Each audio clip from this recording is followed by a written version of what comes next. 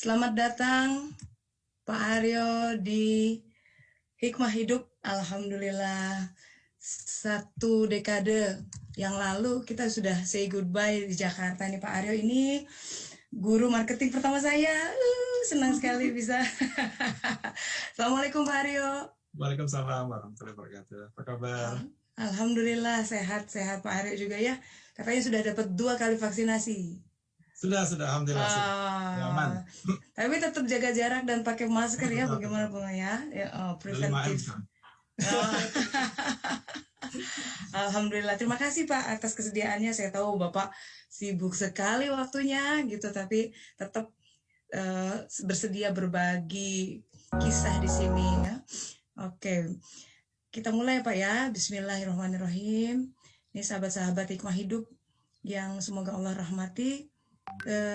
Sebagai perkenalan nih, saya kalau baca CV-nya setengah jam habis nih, soalnya panjang banget.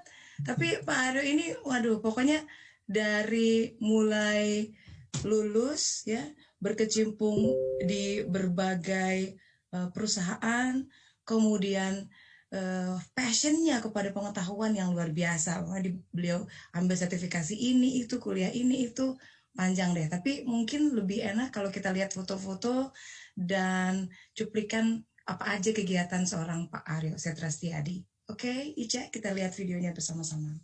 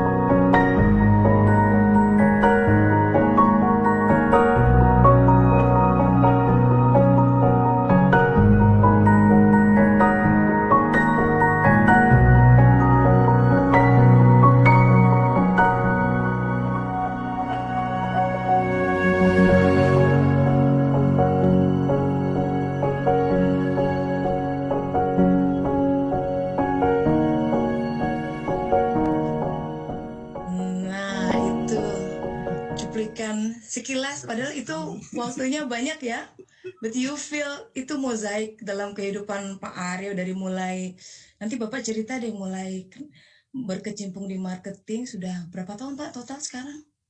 Sejak sudah lebih dari 25 tahun ya. Wow. Lebih ya. Kalau Malcolm Gladwell bilang 10,000 hours ya udah lewat ini. Sudah outliers. Pak, kenapa di awal pilih marketing? Why this? Sebenarnya sih, sebelumnya Assalamualaikum warahmatullahi wabarakatuh. Bapak Ibu sekalian, para pemirsa yang saya hormati dan insya Allah dirahmati Allah Subhanahu Wa Taala. Ya, mengenai marketing itu sebenarnya pada waktu itu kan saya pertama tuh keterima di Samsung. Ya, waktu itu di perusahaan chemicals gitu ya. Nah, Samsung Astra waktu itu lokasinya di Arjosari di Pasuruan, Jawa Timur. Kemudian saya ditempatkannya di bagian produksi. Nah, ini saya begitu lihat mesin-mesin gitu ya, lihat wah ada boiler, sealer gitu. Saya kok nggak nyaman ya, dan alhamdulillah waktu itu saya nggak mau masuk gitu. Saya nekat aja, saya bilang saya menolak HRD-nya, Saya bilang saya kalau itu mendingan saya di sales marketing gitu. Terus sampai marah-marah itu si rekrutmennya kan, waktu itu rekrutmennya di Jogja di UGM di biologi. Dari 175 diterima 2, saya dari biologi, 1 dari teknologi pertanian. Semuanya alokasi produksi, tapi begitu diterima, saya nggak mau diproduksi. Terus ditanya sama Erik, kenapa kamu milih di marketing? Karena saya pengen kaya. Oke. Waktu itu sederhana sekali ya. Bahkan saya nanya, gaji di sini berapa? Kok cuma segitu? Gitu. Artinya sempat akhirnya deadlock gitu ya. Terus kemudian dipanggil lagi setelah 3 bulan, dipanggil lagi, dipertemukan sama bosnya yang orang Korea. Itu ternyata bosnya marketing gitu. Nah dari situ saya mulai senang berkecimpung di bidang marketing karena banyak ketemu orang dan terus terang senang traveling. Sehingga dengan marketing ini alhamdulillah saya banyak menjelajah beberapa negara, beberapa kota, sehingga saya lebih menambah kasana pemahaman saya tentang betapa luasnya ya, betapa hebatnya ciptaan Tuhan itu dengan berbagai macam suku bangsa, negara, budaya, makanan. Wah, itu benar-benar membuat saya merasa bersyukur sekali bahwa ya marketing itu membuat hidup saya jadi berubah. Itu saja yang waktu itu yang terpikir di pikiran saya, Mbak Tessa. Memang beda ya Pak ya. Kalau di pabrik kan ngadepin boiler, mesin-mesin. Ya. Kalau marketing kan sama orang. Iya, iya. Oh, tapi background Bapak tuh biologi sebenarnya. Iya, betul. In the beginning kenapa pilih itu misalkan? Nggak psikologi kalau tertarik sama ya waktu itu karena di SMA kan salah satu ada namanya program PMDK. Waktu itu penelusuran minat dan kemampuan. Dan waktu itu waktu saya sekolah di Jogja memang kepengennya tuh di UGM gitu. Sehingga saya coba cari jurusan yang tidak terlalu ketat gitu ya persaingannya, dan kebetulan juga guru biologi saya itu luar biasa ya, Pak Hadi namanya, saya masih ingat. Dulu tuh kalau ngajar, aduh hafal itu 3 papan tulis tuh ditulis tangan semua. Terus sampai kita tuh terbengong-bengong gitu, luar biasa, sampai nama-nama genus, nama spesies tuh hafal gitu. Dan ternyata menarik ya belajar mengenai ilmu hidup itu, apa ilmu hayat itu ya waktu itu. Ya akhirnya saya tertarik ke situ. Dan begitu masuk banyak hafalannya. Ya pokoknya bisa masuk tanpa tes gitu, terus statusnya masuk UGM tuh kebanggaan pada waktu itu. Pokoknya itu ya minimal sempat membuat orang tua saya bangga, walaupun dulu ibu saya kepenginnya saya jadi dokter seperti Mbak Tessa gitu. Terus saya bilang, Bu, ini biologi lebih susah dari dokter loh. Kenapa? Karena gelarnya dokter Andes gitu. Ada S-nya Dupian. Ada Andesnya, jadi lebih ini apa? Lebih panjang. Dan ibu percaya ya? Ya, karena orang tua sudah. Jadi bakat marketing dari awal tuh udah meyakinkan. Gitu, white lies. Ya, saya berdosa waktu itu. Bilang lebih susah dari dokter. Ya, akhirnya di situ saya ngambil biologi, terus pada kenyataannya saya melihat bahwa kalau saya di biologi berkarir itu kan pilihannya waktu itu terbatas ya. Kalau nggak jadi dosen, peneliti, pegawai negeri, atau mungkin waktu itu ada juga militer gitu ya, militer sukarela namanya. Terus mohon maaf nih ada ondel-ondel lewat. Oh iya, nggak apa-apa. Nah akhirnya saya pikir udahlah, saya kepengen di marketing aja, karena saya pikir biologi juga waktu itu lulusnya pas-pasan gitu ya. Yang penting saya cepat lulus, nilai IPK saya juga nggak terlalu bagus, ya sudahlah saya mending tes dulu aja, yang penting itu sebagai satu langkah awal untuk masuk ke dunia kerja. Maka saya ngambil yang lebih, walaupun akhirnya saya kerja di farmasi itu tetap terkait sih.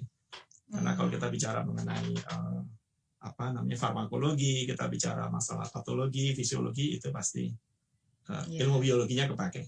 Iya. Jadi di situ ilmu biologinya kepake ya, jadi lebih gampang. Iya, minimal kita nggak mulai dari nol lagi lah kalau dijelaskan mengenai apa itu sistem saluran pencernaan, sistem peredaran darah, itu ngerti gitu. Ya, salah satu yang kita selalu tanya di setiap tamu kita di Hikmah Hidup adalah kita coba melihat kehidupan kita zoom out gitu dari helikopter view untuk melihat benang merah, karena semua takdir yang terjadi itu untayan yang terbaca. Sebenarnya ada sebuah kalimat, tadinya huruf-huruf, nanti seperti keping puzzle, nah sampai orang bisa bilang makhluk tahadza batila gitu, aduh nggak ada yang sia-sia ya gitu. In your case, Bapak nyesel nggak masuk ke biologi, atau ternyata you can see how this can impact you. Kalau sekarang juga aktif ya di alumnus Ikatan Iya. Alumnus Biologi. Gimana tuh peran di situ, langkah Ya, masuk biologi? minimal sekarang setelah saya menginjak usia kepala 5 ini, dan kemudian saya banyak, kalau di Jakarta itu istilahnya working from home ya, kerja dari rumah, itu saya jadi merasa dekat gitu dengan tanaman gitu ya. Jadi saya tadi bilang pagi itu kerjaan saya nyiram-nyiram tanaman, kemudian ngasih makan ikan, ngasih makan kucing yang lewat, bukan kucing saya rawat ya, kucing liar lewat gitu. Itu jadi merasa bahwa saya jadi ngerti gitu bahwa ternyata mereka itu bisa menjadi bagian dari hidup saya gitu, minimal mengisi pagi itu benar-benar bisa menikmati gitu ya, karena saya tahu bahwa ya minimal tahu sedikit lah anatomi itu apa gitu, walaupun tidak sedalam teman-teman yang memang mendalami di bidang biologi, tapi yang jelas itu sekarang baru terasa bahwa itu ternyata betapa pentingnya kita bersahabat dengan alam dan makhluk Tuhan. Iya, dan mereka benda hidup ya Pak ya? Iyalah, nyakar ya nyakar. Itu walaupun tumbuhan tuh saya lihat, saya baca artikel ada yang petani apa namanya pumpun tuh ya, pumpkinnya tuh diajak ngomong, tumbuh besar kan. Betul. Beda begitu ya. Dan harus disapa. Jadi kalau saya sambil itu, saya pernah itu waktu itu saya ngambil itu dibawain kakak saya dari Jogja tuh tanaman cabai atau lombok itu ya. Itu saya bawa ke Jakarta, saya bawa naik pesawat, terus saya masukin dalam botol air mineral gitu ya. Saya tutupin gitu biar nggak kelihatan kan. Kalau nggak kan kena karantina tuh. Sampai di sini saya tanam gitu, terus kok nggak tumbuh-tumbuh gitu lama. Udah hampir setahun nggak ada cabainya sama sekali. Terus saya tanya teman yang ahli botani kan, ahli tanaman, terus gimana caranya? Kamu salamin aja ya, kamu ajak ngomong. Bener deh, iya coba deh. Terus hari gitu tiap pagi, assalamualaikum, apa kabar? Nggak nyampe lama muncul loh buahnya, cabainya. Bener ya. Jadi bisa diajak bicara dalam arti ya, walaupun mereka bukan bahasa harfiah ya, tapi mereka mengerti gitu. Kita bicara dengan mereka mengerti. Pemahaman saya mungkin saya terbatas. Iya, tapi ini bukan cerita satu-satunya, beberapa ini. Ada juga orang Jepang tuh kan, profesor yang bikin The Power of Water or something. Jadi ada 2 gelas air, sama-sama gelas diisi air bening, yang satu dikata-katain jelek, yang satu dipuji-puji, kemudian yang satu jadi keruh, aneh, yang satu bening. Ya, kristalnya jadi nyambung padat. Nah itu, ya, so the same element ada di nature juga kan. Iya. Nah, kalau itu berefek, manusia juga berefek dong ya Pak ya, jelas. Sangat berefek, iya. So, kita beranjak dari dunia marketing ya. Banyak miskonsepsi orang tuh kalau dengar, wah itu orang marketing tuh kayaknya tuh, karena mereka agak ini ada marketing dan sales itu seolah-olah jadi satu gitu ya. Dan bahwa image-nya tuh udah pasti memaksakan dijual produknya. Gimana? Ini Pak Aryo tentang hal ini tanggapannya? Ya itu marketing yang level pemula kali ya. Karena memang dari berbeda sih. Marketing itu lebih ke arah strategik, lebih long term, lebih ke arah vision gitu ya, budget, policy. Tapi kalau sales itu lebih ke arah eksekusi, lebih ke arah short term. Dan biasanya kenapa teman-teman sales suka begitu? Yang kita bilang TTM tuh ya, teman tapi maksa gitu ya. Itu biasanya karena ada target yang harus dikejar. Ya sehingga pada saat mereka akhir bulan kayak gini itu biasanya sudah the rule is no rule gitu. Gimana caranya pokoknya saya dapat omset. Nah itu yang kadang-kadang tidak tepat ya. Karena pelanggan sekarang tuh smart ya. Mereka tuh cerdas pelanggan. Bisa bedakan kok ini benar-benar ngomong benar, ini yang banyak hoaxnya gitu ya. Atau ini istilahnya kalau orang Indonesia PHP ya. Memberi harapan palsu. Memberi harapan palsu.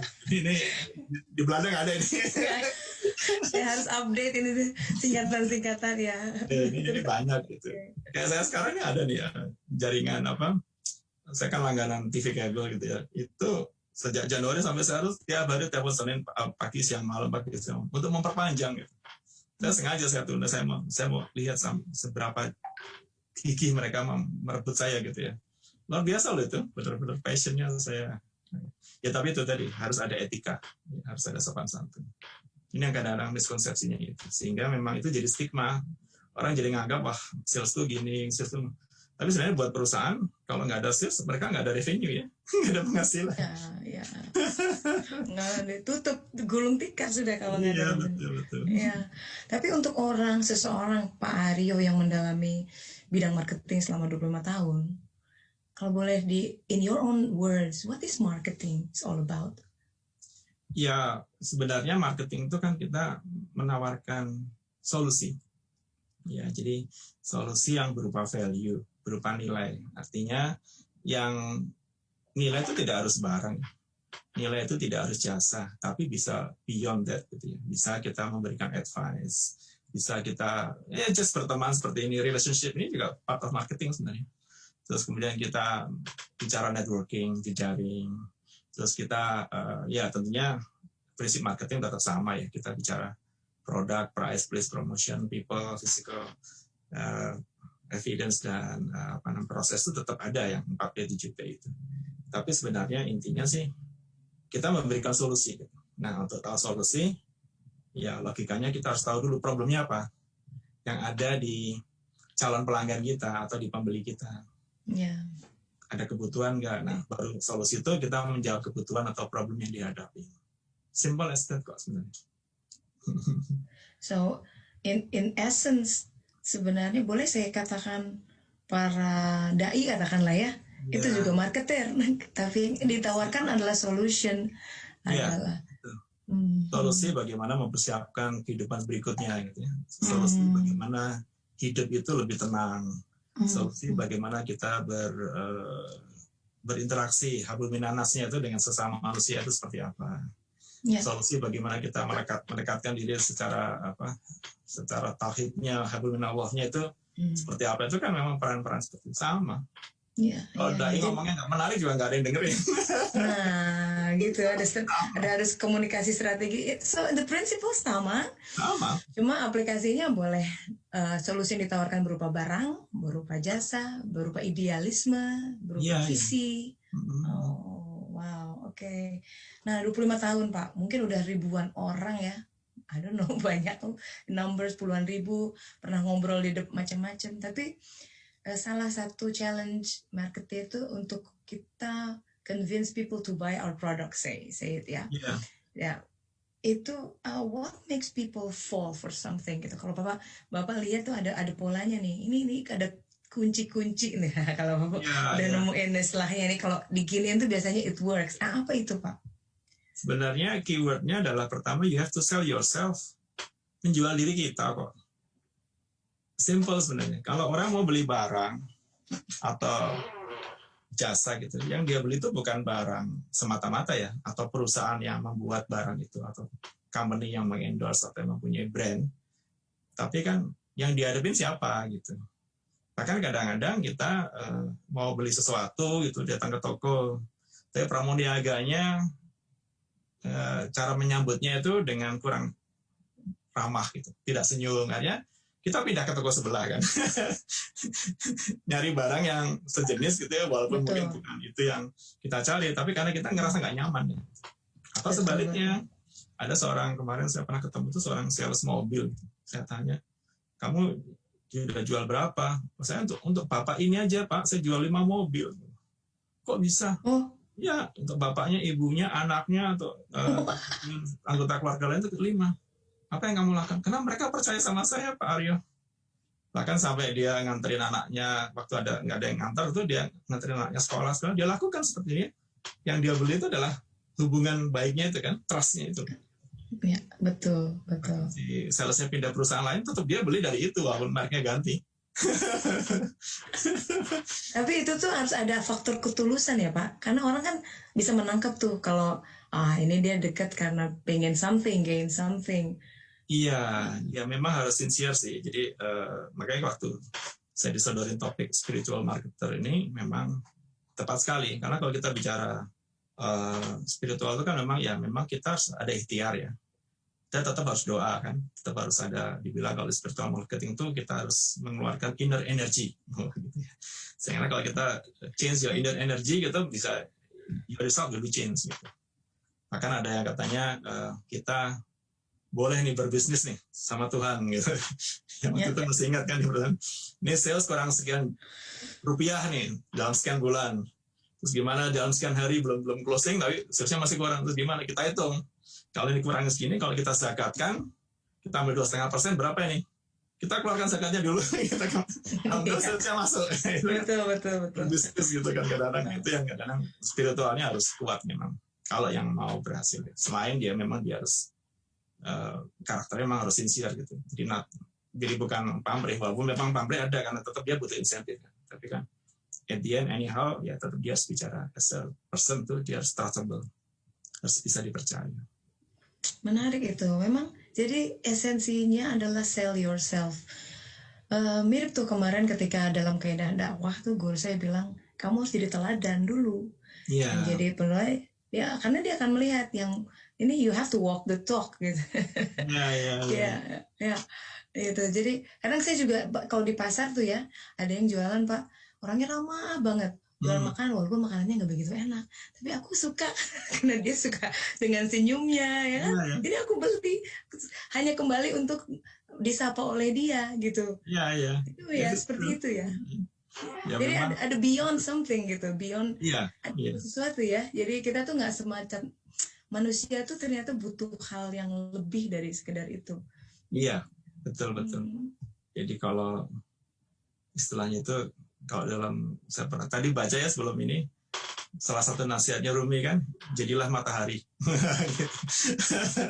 Artinya kalau dalam hidup tuh kalau kita ingin berbuat kasih sayang dan untuk menjadi berkah orang lain ya, jadilah matahari, selalu menerangi dan selalu berbuat baik, dan ya harus benar-benar kita give dulu, baru kita bisa take. Karena kebanyakan kita konsepnya terbalik. Kita take dulu, maunya dapat dulu, baru kita give. Wah, Bapak beli dulu, nanti saya kasih hadiahnya, kan gitu. Biasanya kan gitu. Betul. Itu yang kadang-kadang menjadi satu pertanyaan. Sebenarnya ya dari pengalaman nih Pak, waktu saya pernah dalam posisi jadi dokter didatangin sama farmasi misalkan, atau saya dari medical distribution mendatangi dokter gitu. In both case, yang lebih utama dari sekedar kita menjual produk itu kan habis masa pakai dan lain sebagainya. Tapi pertemanan it lasts forever kan. True, yes true. Yang disebut dengan sekarang adalah istilahnya itu CRM ya, atau ada juga yang menyingkatnya RM. CRM itu Customer Relationship Management, atau RM itu Relationship Management. Jadi sebenarnya salah satu tren sekarang untuk marketing itu kita mengelola hubungan gitu. Karena udah mengelola hubungan gitu ya, as I know you for many years gitu kan, we are still be in contact gitu. Artinya kalau satu saat saya nawarin produk, minimal mau beli walaupun suka gitu, tapi kan karena wah ini yang jualan Pak Aryo nih nggak enak gitu. Nah itu kadang-kadang relationship tuh kepicu dari situ. Nah itu yang membuat mahal gitu, sehingga semakin tinggi level marketing itu semakin dia mengarah ke relationship. Tidak harus bicara bisnis, tidak harus bicara produk. But if we are friend, we have good relationship, then anyhow somehow dia akan beli produk kita kok. Kalau kita rekomend atau apa, karena yang dibeli kan opini saya, statement saya. Karena kita ada teman baik. Nah itu kadang-kadang yang kita harus belajar mengenai relationship itu. Nah kalau marketing itu you have to sell yourself ya. Ada nggak threshold gitu that you are udah layak to sell yourself gitu. Jadi maksudnya gitu, ada semacam benchmark apa yang harus dilalui ya, apa yang harus checklistnya tuh apa gitu. Oke, then you're ready to market gitu. Biasanya sih kita ngobrolnya dari feedback ya, dari pelanggan gitu. Feedback itu feedback itu ada dua kan, bisa positif bisa negatif. Kalau positif dia mereka beli, negatif itu mereka nggak beli gitu, simple. Tapi ada lagi yang kita juga bisa menggunakan, yang kita model ada kayak istilahnya tuh SWOT analysis, tapi personal SWOT gitu. Sehingga kita ngukur nih dari sekian transaksi berapa banyak sih yang berhasil nyangkut gitu, yang berapa banyak yang berhasil kita lakukan transaksi dari sekian prospek yang ngambil. Nah, kan dulu ada semacam joke-nya tuh 10-31 gitu. 10 orang didatengin, 3 bilang ya, yang beli 1. Mudah-mudahan. Kalau nilainya 10-0 itu 10 didatengin, nggak ada yang ya dan nggak ada yang beli. Nah, berarti kan ada yang salah gitu. Nah, itu yang biasanya salah satu ukurannya gitu. Dan kemudian kita juga bisa ngukur referral. Referral tuh misalnya saya menjual ke Mbak Tessa, terus Mbak Tessa merasa nyaman dengan saya, maka Mbak Tessa merekomendasi ke Pak Yuda atau merekomendasi ke siapa Bu Melisa gitu. Ini lo beli dari Pak Aryo, bagus orangnya, bisa percaya, barangnya oke, dan orangnya juga responnya cepat ini. Nah, itu kan referral. Nah, semakin banyak kita dapat referral, itu biasanya salah satu ukuran bahwa kita sudah bisa diterima oleh pelanggan gitu. Karena memang ada 3 tahapan tuh memang. Akuisisi, retention, sama engagement. Tapi kan ini kan bukan forum kuliah ya, jadi saya bicara yang ringan-ringan saja. Itu tiga jam khusus nanti Pak, khusus untuk ya, itu jangan. Iya, tapi sebagaimana dalam berbagai profesi selalu ada tantangan. Betul. Dalam 25 tahun nih menjalani marketing, tantangan terberat menjalani profesi ini tuh apa sih? And how to overcome that? Berat adalah diri kita sendiri. Sebenarnya, pertama mengalahkan ego itu nggak gampang. Ya, misalnya Mbak Tessa dokter, sebagai rep datangnya seorang dokter yang kebetulan adik kelasnya. Itu you can do. Begitu nyebelin lagi ya. Waduh. Ya. Itu kadang-kadang ego kita kan menghalangi kadang-kadang. Itu nggak benar. Kemudian kita sudah merasa pintar, sudah merasa jago.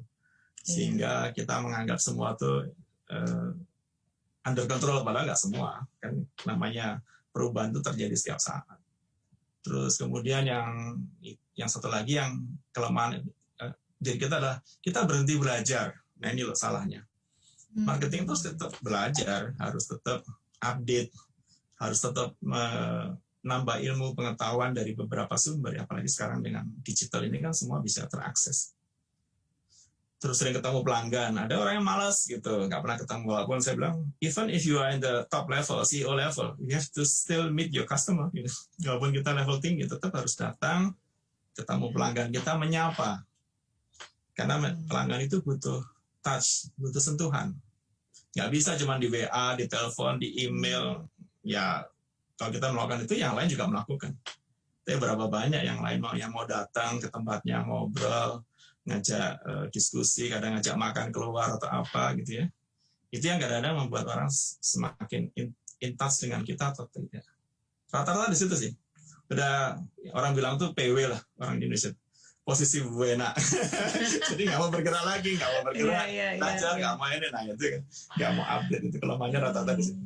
Ya, itu ya, kembali lagi diri sendiri. Jadi awalnya sell yourself, and then tantangan terbesar adalah ego kita. Wah, ini nyuluk sekali sebenarnya Pak.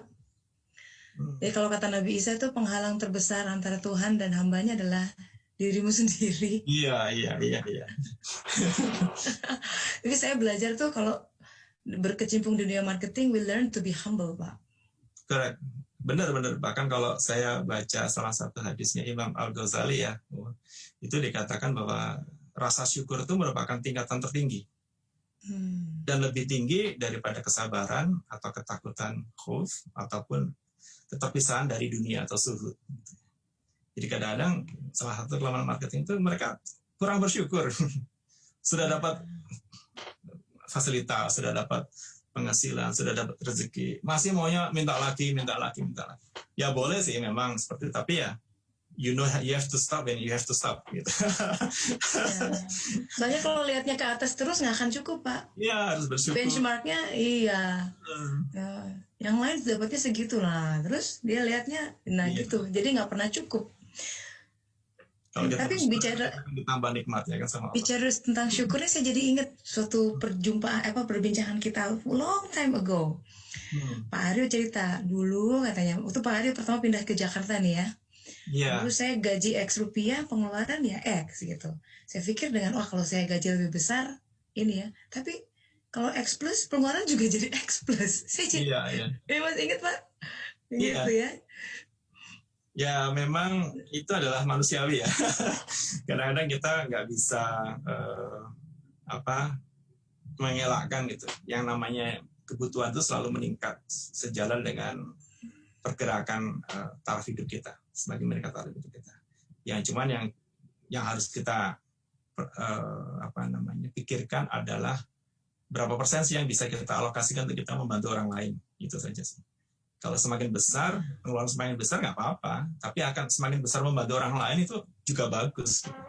Sehingga itu akan kembali kepada kita kan. Kan katanya kalau di ajarannya Rumi itu kan jadilah seperti sungai gitu ya. Kalau dalam hal kedermawanan, menolong orang itu ya harus mengalir terus gitu, jangan berhenti. Bahkan dalam Islam kan kita harus kaya memang kan, untuk bisa membantu orang lain, memberikan fasilitas. Nah itu memang boleh kaya, boleh meningkat, tapi ya alokasi harus semakin banyak. Gitu. Betul. Wah, jadi sebenarnya kalau spiritual marketing kita ngomong ya Pak ya, pengalaman saya sendiri nih, ini ada yang hadir nih, sahabat kita Mbak Resti di Surabaya. Itu sebenarnya ya ada yang lebih hal yang tadi yang saya bilang, ada value kalau kita melakukan hubungan dengan ikhlas ya, kita pertemanan dengan ikhlas, dengan tulus. Sampai sekarang tuh kayak Teh Minarsi ya, Mbak sampai udah berdekade lamanya walaupun tidak jumpa, tapi kan ada ketulusan yang terbangun ya Pak ya, dan itu lebih valuable dibanding apapun gitu. Betul sekali, memang. Ya, juga dengan dokter-dokter tuh Pak, dokter Dita ingat di RSCM, dia kan sebenarnya nggak jadi beli laringoskop kita sampai sekarang. Tapi kalau dia ke Belanda, dia WhatsApp-nya ke saya, Dok kalau datang bilang. Jadi sampai sekarang ada hal-hal yang masih nyambung. Nah, saya pikir itu valuable sekali ya. Dari sekedar dia beli produk sih hilang, kita pindah perusahaan juga pindah ya Pak ya. Ya itu senangnya kita di marketing itu, kita kan This meeting is being recorded. Ya, kita kan merasa bahwa punya teman gitu, punya sahabat dari berbagai kalangan. Nah, ini yang sebenarnya aset sebenarnya. Jarang kita melihat bahwa marketing itu sepertinya capek, sepertinya melelahkan. Tapi kan kita bekerja ini kan kita membangun aset. Aset yang intangible, yang tidak terlihat, yaitu manusia, hubungan baik, sahabat gitu ya. Itu tadi ada Mbak Resti, ada Mbak Minarsi yang sudah sekian puluh tahun pun tetap kita intas gitu. Minimal kita saling bertegur sapa saat lebaran, saat ulang tahun atau apa, saling mendoakan, itu kan kekuatannya, powernya besar. Sehingga suatu saat kita membutuhkan bantuan atau mereka membutuhkan bantuan, kita masih bisa bersilaturahmi. Nah ini sebenarnya aset ini yang mahal. Nah, pada waktu saya pernah di kelas gitu, saya tanya, kalau kalian mau jadi marketing, saya tanya, sudah berapa koleksi kartu namamu gitu. Oh masih satu ikat berapa? 10. Kamu berapa? 50. Kamu berapa? Satu album Bang mungkin. Nah, targetkan adalah menambah jumlah kartu nama.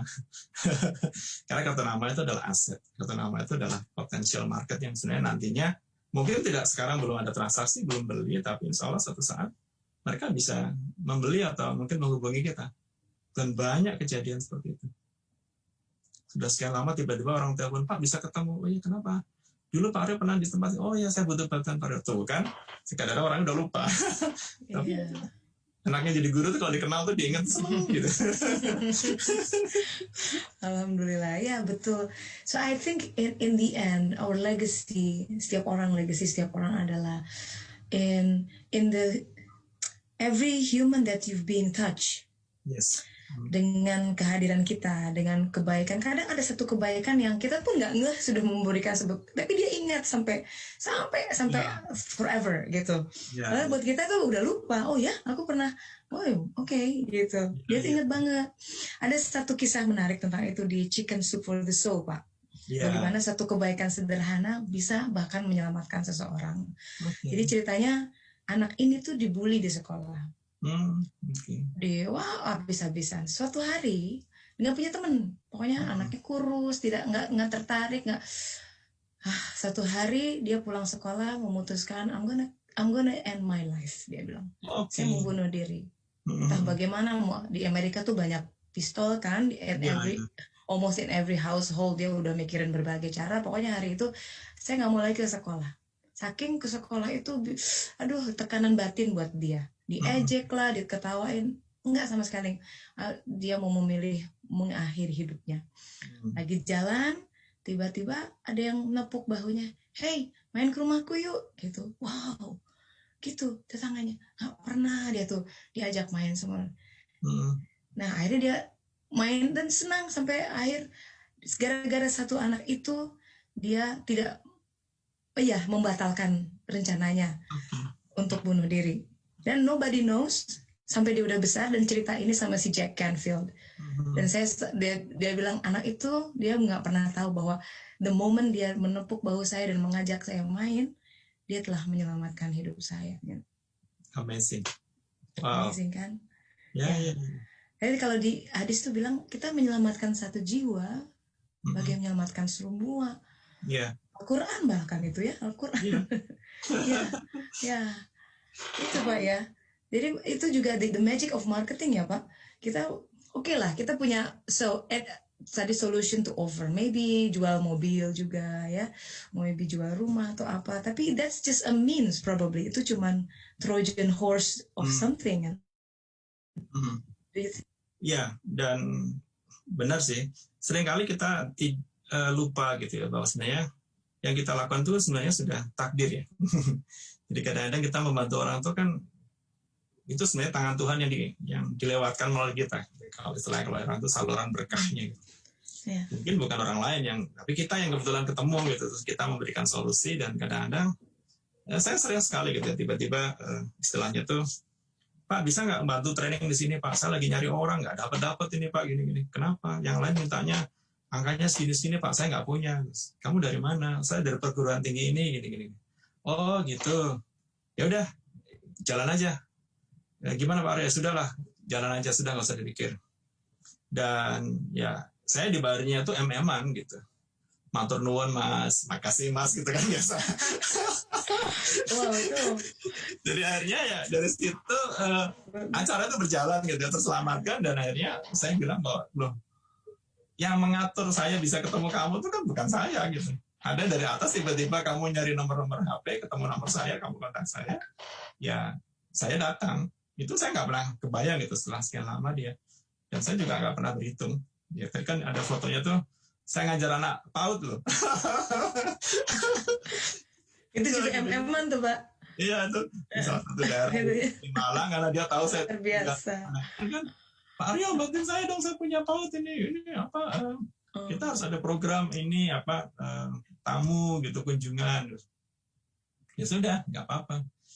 Kebayangan habis biasa ngajar S2, ngajar anak TK. Stresnya saya turun dari pesawat di airport tuh saya cari boneka aja. Dengan media boneka soalnya. Dan itu benar-benar amazing. Dan saya datang, saya bawain makanan, bawain hadiah buat orang tuanya yang nungguin. Itu benar-benar suatu nilai yang sangat-sangat membuat saya sangat merasa bersyukur gitu, bahwa saya bisa berarti buat orang lain. Nah, sekarang we are in the middle of ini pagelaran luar biasa nih, never like this before, karena belum pernah kita mengalami dan witnessing in the middle of a pandemic era, Pak. Ya. And gimana solusi marketing strategi in the pandemic era? Saya punya teman-teman yang bisnisnya harus terancam tutup misalkan, ya. Karena kafe tutup dan lain sebagainya. What do you suggestion about this, Pak? Ya, benar. Saya juga ingin menyampaikan rasa prihatin ya, simpati buat teman-teman yang memang sedang terkena pandemi. Saya juga ngalamin beberapa kelas saya batal.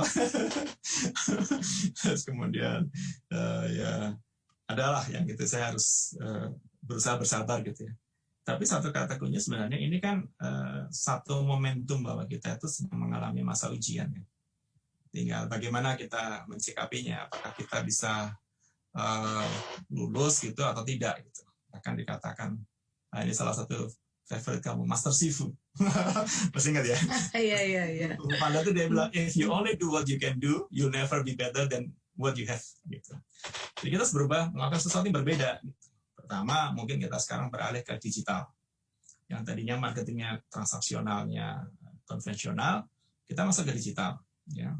Kemudian kita menggunakan influencer. Influencer itu artinya orang yang bisa membantu kita untuk mempromosikan produk atau jasa kita. Terus ketiga, mungkin kita mengubah kemasan gitu ya. Saya kemarin kan sempat jual jamu tuh. Jual jamu kecil-kecilan. Kemasan 250 mili. Ternyata kalau saya jual dengan 250 mili, kosnya nggak masuk. kemudian kita rubah jadi kemasan 1 liter. Alhamdulillah jalan gitu. Jadi kan kreativitas menjadi salah satu faktor kunci gitu. Berarti setelah pandemi itu kita ngelihatnya opportunity ya. If you look for problem, then you will get problem. Gitu. If you look for opportunity, then you will get the solution. Gitu. Setuju. Kita selalu melihatnya dalam melihat peluang. Gitu. Jangan sampai kita terjebak dengan ini, kemudian kita mengeluh, kita depresi, nggak boleh kan itu. Kita harus percaya bahwa kita itu kan hanya semua kan titipan kan. Terus kita kembalikan pada yang Maha Pencipta gitu. Sehingga ya menjadi seperti bumi aja lah, sederhana gitu ya, tetap rendah hati, mengalir seperti air tadi ya, seperti sungai, tetap kreatif, tidak menyerah. Terus satu lagi ya beralih ke digital. Karena mau nggak mau sekarang kita sudah waktunya kita berubah ke era yang berbeda gitu. Bahkan sekarang orang bawa dompet, uang di dompet aja udah terbatas kan. Isinya mendingan saya bawa HP gitu. Karena di Indonesia tuh transaksi bisa pakai HP, Mbak. Ya, betul. Pasti pakai HP, bayar makanan pakai transfer pakai HP gitu, semua pakai HP. So we welcome a new era ya. Kitanya mesti berubah. Iya, gara-gara jadi fosil. The world is changing gitu. Sekarang pilihannya you follow the change or you against the change gitu ya. Kalau follow the stream ya mengalir aja, ikutin aja. Yang melawan arus nggak akan bisa. Terlalu besar harusnya. Pak, sudah mulai ada yang masuk nih, yang menyapa. Kita boleh lihat nih ya. Ada Pak Hendra Suhendar. Ingat Pak, Assalamualaikum Pak Aryo katanya. Ya. Terus ada pertanyaan dari Mbak Resti nih. Boleh Pak? Ya. Bagaimana mengatasi? Yes. Iya. Itu it happens gitu ya Mbak Resti ya. Office politik itu vitamin kok. Ya, kalau Anda ngalami office politik berarti posisi Anda udah tinggi banget itu. Alhamdulillah ya. Makin tinggi makin kenceng anginnya Pak ya. Iya, makin kuat anginnya. Gitu Mbak Resti. Terus gimana menghadapinya? Iya, saran saya sih kita harus punya satu diferensiasi gitu. Kelebihan kita yang membuat kita berbeda dengan orang lain apa sih? Nah, itu. Apakah itu skill kita, apakah itu karena attitude kita yang bagus, atau mungkin karena networking kita, atau apa gitu. Itu harus kita elaborasi. Kita tunjukkan kepada orang-orang di kantor tuh bahwa memang ya silahkan mau ngomong apa, tapi saya lakukan sesuai pekerjaan saya, target saya tercapai, saya tetap tidak terpengaruh dengan itu. Ya kayak ceritanya itu kan, kata yang naik tangga itu ya. Ada 10 kata lomba naik tangga, tangganya ada 10. Satu anak tangga jaraknya 30 cm kan berat tuh loh kata lompat. Sampai di tangga 10, hanya tinggal 1 kata yang bertahan. Terus ditanya sama orang-orang, Mas Kata, kok kamu bisa sampai ke atas padahal yang lain pada jatuh di bawah? Apa yang dilakukan? Si Kata itu menoleh dan melepas sumber telinganya. I hear nothing. Gak usah dengerin. Kalau dengerin nggak pakai puncak gitu. Jadi keep move on aja Mbak Resti, stay calm and moving on gitu. Iya. Jadi sumbatan itu walaupun secara fisik nggak disumbat ya, kita mesti punya filter dalam hati, mana yang bisa masuk, mana yang keluar. Betul. Karena itu bisa melemahkan kita atau bisa jadi motivasi buat kita, tergantung ya Pak ya. Iya betul. Mbak Resti gitu, semoga kuat ya. Gitu kan, ini muncak pasti berlalu. Ya tuh Pak, gitu. Kalau makin tinggi pohonnya makin kencang lah anginnya. Office politis, kalau belum puas boleh ditanyakan lagi ya Mbak ya. Mana Mbak Resti ini sibuk itu kan, saya lihat di Facebooknya tuh apa, peralatan baby ya. Alhamdulillah, semoga berkah nih ya. Itu ini bukan baby supply, ada susu macam-macam. Ya, ini ada pesan dari Om Ketut deh. Bener ya akunnya dia apa belum nih? Ketut Nunas Arjana tuh Mas Ketut yang di Bandung. Oh, ini dari Servian. Oh, ya teman saya nih, dia senior saya. Ya. Oh. Nggak salah ya, ini beliau mengirimkan artikel panjang. Wah, ya nanti bisa dilihat. Lucu-lucu. Ada emoticonsnya juga. Ya, tentang pikiran holistik dan lain sebagainya. Ya. Oke, we go back to our topic ya Pak ya. Karena kita bincangnya platformnya hikmah hidup sih Pak. Looking back gitu. Sekarang udah benernya kepala 5 masih 4 ya. Kalau lihat di rambut. 54 saya sekarang. 45 Pak. Ya, itu marketing nggak boleh bohong. Ya, 54 ya betul. Itu tuh bagus tuh, marketing nggak boleh bohong. Nah, banyak yang bohong tuh. Iya, ada white lies segala. Oh, benar. Oke. But looking back to your path of life gitu, mulai dari episode di Jogja, kemudian ke Jakarta. Did you see benang merahnya apa ini? Where you come from, where you are now, and then where are you going later, gitu. And it defines who you are. So if I ask who are you, jawabannya siapa sih seorang Pak Aryo itu? Iya, wow ini dalam, lebih berat dari ujian S3 saya. Ya, saya sebenarnya kan seorang pembelajar. Itu aja sih, bahwa pembelajar itu ya mengajar dan juga tetap belajar. Karena kan kalimatullah pertama kan ikro, belajarlah, bacalah gitu. Dan kedua, saya merasa pada masa-masa awal itu memang, ya saya jujur aja, saya tuh dulu sangat confident gitu ya. Bahkan ada satu orang yang bilang, Aryo kamu tuh sombong sekali. Sangat sombong. Karena saya begitu cepat dalam karir, begitu cepat dalam mencapai tingkat yang tertinggi gitu ya. Bahkan dulu saya buat timeline itu pokoknya sebelum 50 aku harus jadi presiden. Dan alhamdulillah kecapai. Jadi presiden, terus pengen jadi pengusaha, kecapai, pengen jadi advisor, kecapai, ngajar, kecapai, secara material pengen ini, pengen itu, alhamdulillah semua kecapai. Tapi pada satu titik itu akhirnya Allah tuh begitu sayang dengan saya dijewer gitu. Nakal nih kamu nggak kurang bersyukur gitu. Akhirnya semua titipan tuh sebagian besar diambil sama Allah. Ya, saya kehilangan bisnis saya kehilangan harta yang cukup signifikan yang sudah saya tabung bertahun-tahun, saya kehilangan teman, saya kehilangan sahabat gitu ya. Dan itu membuat saya berpikir bahwa apa sih yang saya cari gitu. Akhirnya sebenarnya tanpa saya sadari tiba-tiba mengarah gitu. Yang disebut office politik tuh ada. Bahkan saya udah sampai puncak pun tiba-tiba hari ini RUPS diterima, besok paginya dibilang kamu diganti gitu.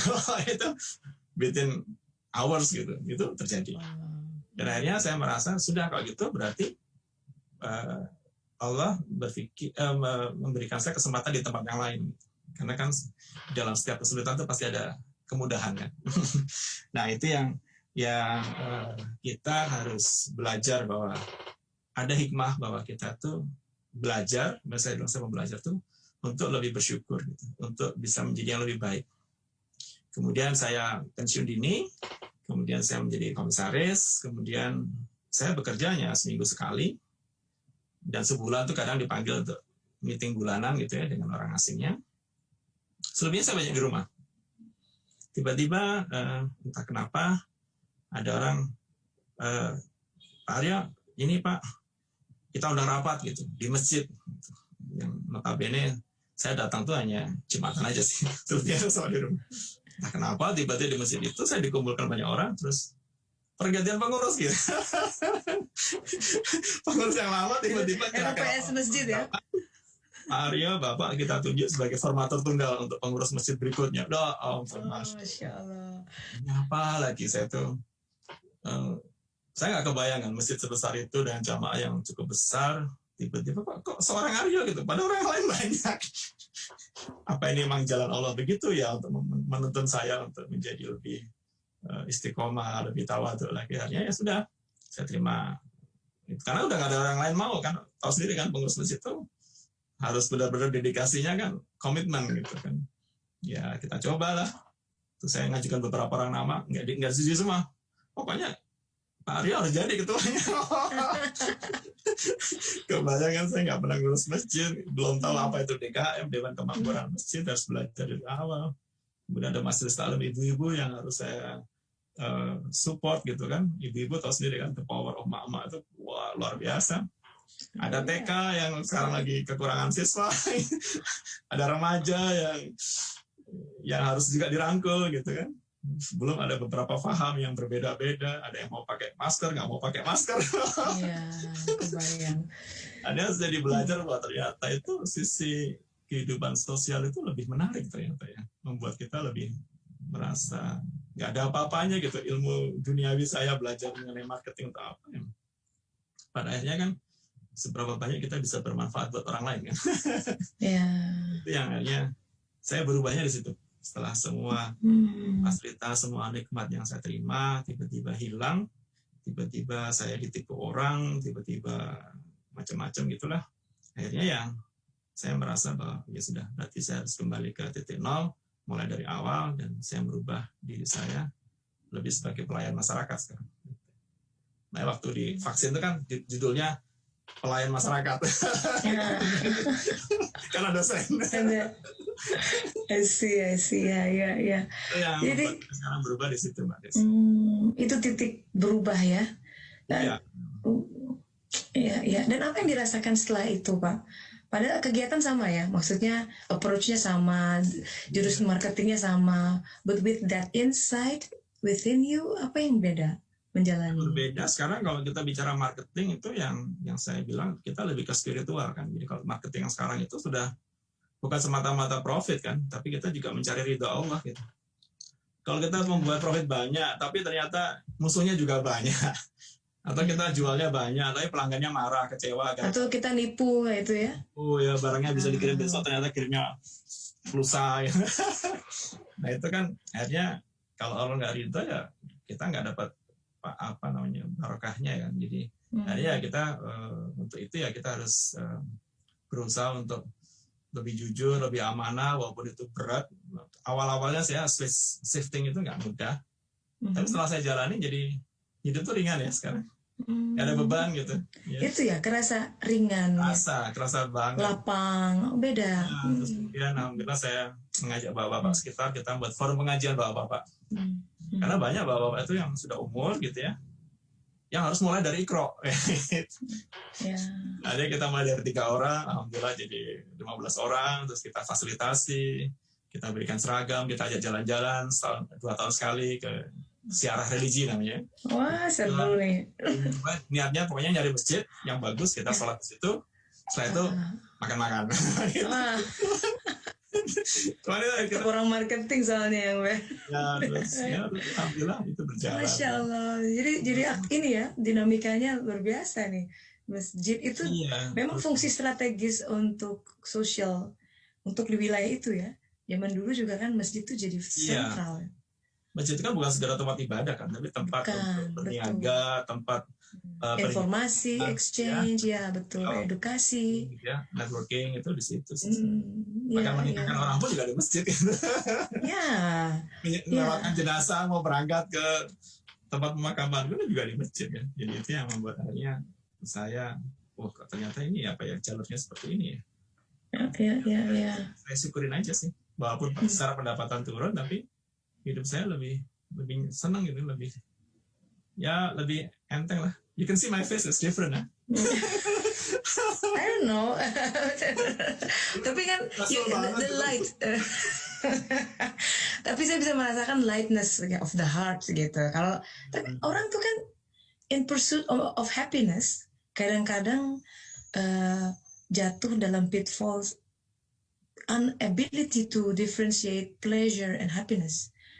Dia pikir, jadi dia mengejar fata morgana. Mungkin pernah dalam satu fase di mana aku pengen posisi ini, gaji sekian, in exchange with itu tadi. Ya Pak Aryo, you've been there, ya kan? Apa tuh, wow ya, dikirim ke Prancis, Excel. Dikirim ke sini, Excel. And then sampai satu momen, dihabisin tuh semua, diambil sebentar. Iya.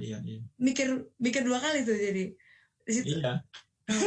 Sempat terpuruk, terus bangkitnya tuh gimana Pak? Karena ada juga yang depresi tuh. Iya, akhirnya saya ngerasa bahwa mungkin karena saya pegangan ke atasnya kurang kali waktu itu.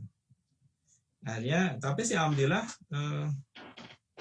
sempat ada orang bilang ya, Aryo sebenarnya kamu tuh posisinya sekarang itu udah berat gitu, karena kamu udah banyak sekali cobaannya. Hanya satu yang saya lihat, ini orang ini bisa melihat lebih dalam gitu ya. Yeah. Kalau ibadah kamu masih kurang, katanya dia bilang. Tapi yang nolong kamu tuh amal, katanya. Amal kamu ada walaupun masih belum banyak. Terus kejar amalnya, gitu, banyakin amalnya, kencengin ibadahnya gitu. Terus akhirnya saya panggil guru les ke rumah kan, saya belajar lagi ngaji gitu. Gara-garanya anak saya ngaji Quran di tetangga depan, pulang ke rumah, ya ini bacanya apa? Wah, macet. Oke, termotivasi. Panggil guru ngaji, saya harus bisa kejar, minimal saya bisa jawab gitu. Dan alhamdulillah sekarang ya, kita buat forum pengajian, ada sekarang pengajian online dan segala macam, dan itu saya jadi merasa bahwa ya hidup itu kayak tukang parkir kan, yang mobil banyak tapi kan bukan milik kita. Saat dia bisa diambil siapa aja. So ya itu memang kadang-kadang kita harus sadar bahwa kita memang harus kembali pada fitrahnya. Kita itu kan hanya makhluk ciptaan Tuhan, dan memang kita harus tahu bahwa kita itu kan hidup ini kan salah satunya untuk beribadah gitu, dan bersyukur dan membantu banyak orang. Itu hanya saya membuat, setelah saya lakukan itu, life is changing gitu. It's how different life, the approach ya, dari dalamnya berubah, luarnya berubah juga. Iya, benar. Automatically. Jadi kayak apa? Law of attraction gitu ya. Jadi kalau kita berbaik, yang deket juga banyak gitu. Tiba-tiba waktu itu saya dihubungi panitia Munas dari Jogja untuk bantu Munas, tiba-tiba saya jadi kepilih gitu kan. Saya nggak berpikir apa sih dari sekian ribuan alumni kok tiba-tiba ke saya, padahal banyak yang lebih mampu gitu. Padahal kan saya juga orangnya bukan orang yang tinggal di Jogja yang enggak gitu. Kan bisa tinggal di Jakarta, tapi mereka ya tetap gitu. Nah itu kadang-kadang membuat saya semakin saya merasa banyak orang lebih memberikan kepercayaan, banyak orang berharap, dan saya ya itu yang membuat saya jadi semakin senang bahwa saya bisa dengan amanah ini saya bisa berusaha untuk membantu banyak orang. Itu aja sih. Walaupun kadang-kadang materi udah nggak terlalu dipikirin lagi. Kalau dulu kan selalu hitungannya laba rugi kan. Gue ngerjain ini, gue dapat apa? Gue dapat ini. Iya. Wani piro. Iya, bahkan evaluasi tahunan pun saya negosiasi sama bos saya. Kok nilai saya kurang sekian persen ya? Bos saya anaknya sekian, kenapa nggak sekian? Gue gitu. Itu saking sombongnya tuh begitu tuh, Mbak. Iya. Sekarang saya merasa kenapa saya dulu gitu ya, malu-maluin. It's a phase, tapi belajar, and then you know how to approach ya, kayak yang masih muda, ya seperti itu cara berpikirnya. Tapi boleh kita lihat sebentar 2 momen kejatuhan ya, Allah bikin difakirkan gitu. What helps you to get up again at that moment? Iya, sempat sih saya merasa why it's happened to me gitu. Kenapa gitu? Apa yang salah? Terus akhirnya saya mencoba untuk bertanya kepada banyak orang gitu. What should I do? Gitu ya. Sambil akhirnya saya tetap belajar, saya baca banyak buku. Semakin saya begitu tuh semakin saya beli buku banyak gitu. Ya, tapi ini di belakang bukan perpustakaan saya, ini hanya background saya. Ini perpustakaan nasional. Saya banyak dan saya belajar dari beberapa figur-figur yang sudah sangat berhasil ya. Tokoh-tokoh itu ternyata mereka itu juga mengalami hal yang sama. Gitu. Untuk bisa mencapai puncak itu mereka jatuh bangunnya berkali-kali, bahkan lebih parah. Tapi satu hal yang saya lihat adalah mereka survive karena mereka never give up. Don't let anyone steal your dream. So, start with the end of mind. Jadi kita mulai dari nanti kita tuh mau jadi apa sih sebenarnya? Ya sudah, saya mengingat waktu saya menjatuh, saya kok belum jadi presiden ya. Saya mau kerja lagi, saya tetap jadi presiden. Ambisi lagi kan, jatuh lagi. Sama office politik, all is office politics. Ada orang semakin kita ke atas, semakin orang banyak nggak suka. Walaupun ada yang juga orang suka. Tapi akhirnya kan saya harus ngambil pilihan kan. Jadinya ya alhamdulillah saya punya banyak teman, punya saudara-saudara sahabat yang akhirnya membantu gitu. Coba kamu kerjain ini, ayo bantuin ini. Akhirnya saya ditarik ke sana, ditarik ke sini. jadilah saya seperti sekarang gitu. Ini karena because of friendship, relationship gitu. Makanya ini anu saja ya, tips sederhana aja ya. Waktu itu saya nyekolahkan anak saya di salah satu sekolah swasta internasional gitu di Jakarta. Mahal gitu ya. Dan si anak juga merasa, wah susah sekali pelajarannya. Tapi saya bilang, hang on gitu, bertahan aja. Karena saya masukkan kamu sekolah di sini bukan untuk dapat ilmunya sih, tapi dapat temennya. Someday they will be your asset gitu. Bener, ada anaknya jenderal, ada anaknya pengusaha besar, ada anaknya gitu. Jadi begitu sekarang dia ini tek ketemunya orang-orang yang memang sudah levelnya sudah di situ, sehingga itu sangat membantu untuk misalnya ya untuk mendapatkan akses mencari kerja atau akses untuk mendapatkan suatu event atau apa.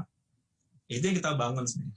Kadang-kadang kita tidak melihat seperti itu. Kita, wah ini mahal nih, nggak usah deh. Terus sebenarnya dengan mahalnya itu yang kita beli kan temannya, yang kita beli kan networknya nanti. Kebangun network ini salah satu yang menolong saya akhirnya Mbak Tessa waktu itu. Yang mengingatkan saya begitu. So I'm surviving. I see, alhamdulillah. Ada peran ibu nggak, orang tua Pak di sini dalam? Alhamdulillah Bapak Ibu saya sudah meninggal sudah lama ya. Jadi cuman saya belajar itu almarhum Bapak itu keras.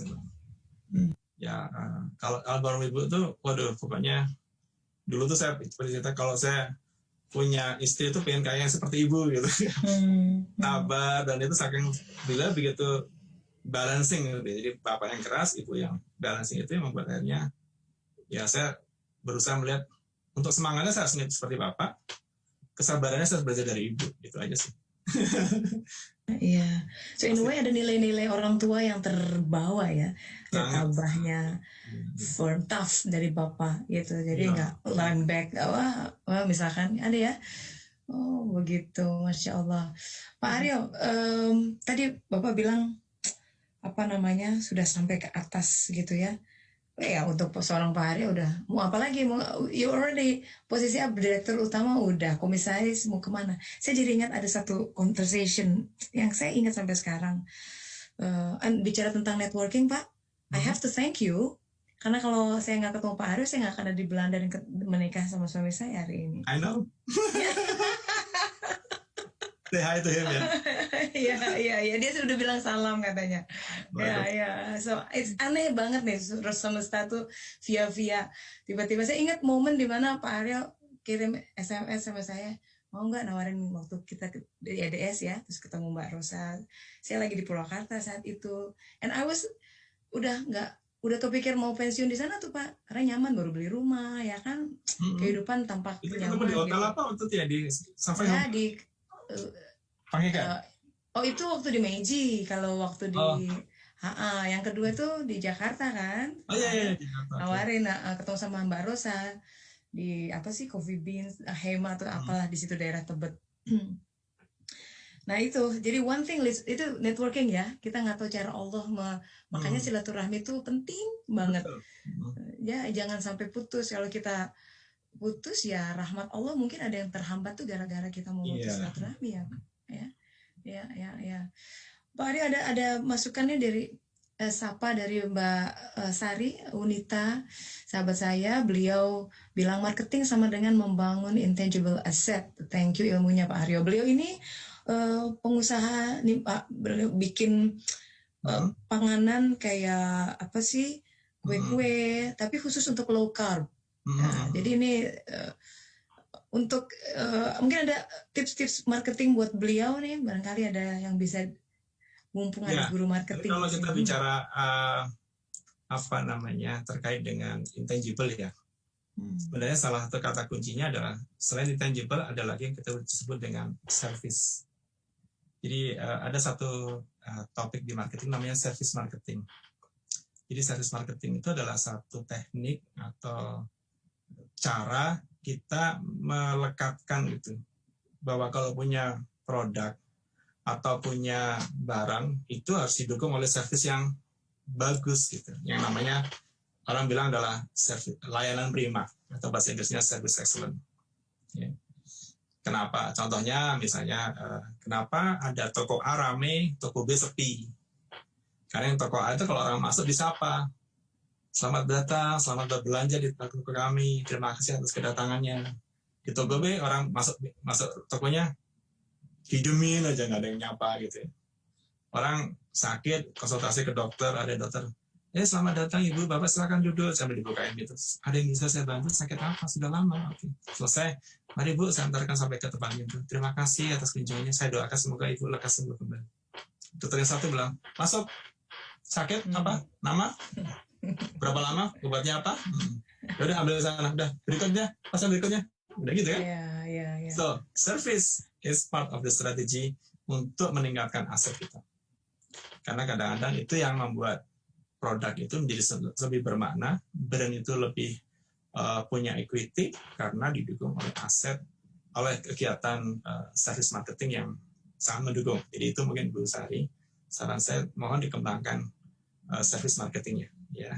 Karena walaupun itu membangun aset, yes, tapi kalau asetnya tidak disapa begini, tidak didatengin, tidak di SMS selamat ulang tahun, tidak di WA apa kabar, selamat lebaran, selamat Natal, selamat Waisak atau apa, ya mereka akan lari, minimal lupa dengan kita. Saya kalau ini sering nyatetin tuh tanggal ulang tahun teman-teman gitu. Iya, udah itu Pak Ari itu nomor 1 deh. Setiap tahun saya dapat terus. Terima kasih Pak. Harus kita jaga.